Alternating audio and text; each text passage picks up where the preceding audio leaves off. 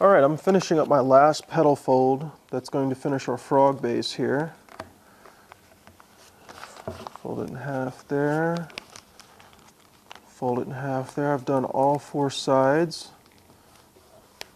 as you can see. What I'm going to do is open this up here, push it down,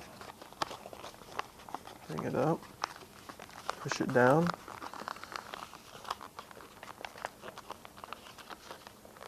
Like so.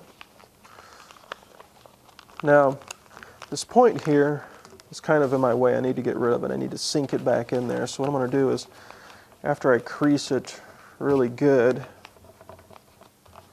I'm going to take it, I'm going to open this up, like so. Bring it, and just kind of fold it back in there, like this. We want to do that on all 4 sides of our petal bend that we have. So we have this shape on all sides.